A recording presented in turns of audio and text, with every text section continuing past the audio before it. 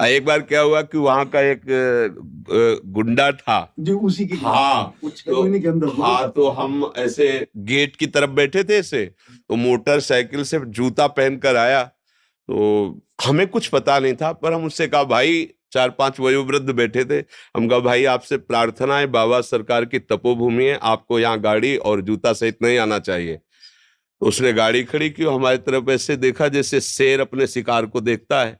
हम बाबा जी, फटे पुराने कपड़े, वहां तो बड़ा अकिंचन स्वरूप है। तो वो गया ऐसे जूता पहने, तो हम कहा कि कैसा अभद्र आदमी है कि संतों की बात भी नहीं मानता है। बोले, महाराज आप बेकार बोल दिए। तो हम कहा क्यों?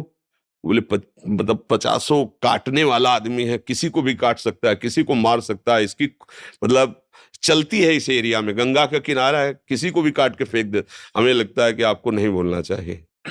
लौट के जब आया तो वो गाड़ी थोड़ी देर स्टार्ट, हम कहा भाई यहाँ स्टार्ट नहीं करना, बाहर जाओ, यहाँ स्टार्ट नहीं होगी। मतलब हम कोई सिद्धि नहीं दिखा रहे थे, हम उसे कह रहे थे कि आप बाहर ले जाओ बाहर।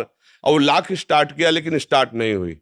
तो हमने उससे कहा कि एक पावर है जिसको तुम जानते नहीं, बाहर जाओ यहाँ। तो चला गया। दूसरे दिन हम उसी अशोक के नीचे, जो बड़ा अशोक जहाँ झोपड़ी वाली है, गंगा स्नान करके आकर के फिर बैठते थे। तो बैठे थे तो पादुका से पत्तों की खनक होती है, तो ऐसे लगा कि कोई आ रहा है, और वहां आदेश था कि कोई भी गंगा स्नान करने आए उधर ना आवे। तो कहा हो सकता है पुजारी जी ने ना बताया हो। तो ऐसे दृष्टि गई तो देखा वही आदमी। तो थोड़ा मन में आया कि क्रूर स्वभाव का आदमी, पता नहीं चला। शांत बैठे रहे। उन्होंने देखा, ए बाबा, कहा जी, ऐसे कहा जी। तो उसने पहले पिस्तौल निकाली और सामने रखा, बोले इसको जानते हो? हम कहा इतना तो जानते हैं कि ऐसे गोली चलती है। फिर उसने करोली चाकू निकाली, सामने रखा, बोला इसको जानते हो? हम कहा, हमका तीसरा निकालने के पहले हम इसको दिखा दे। कमंडल खोला और गंगा जल दिखाया। हमका इसको जानते हो? हम कहा तू है और हम है, और हाथ में गंगा जल लिया। हमका उठा पिस्तौल, दूसरा नहीं है, और चाकू उठा।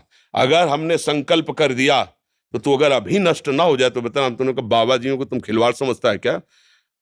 पिस्तौल ली, चली गई। आपने जल लिया, उसी जल में फिर समाहित हो गए।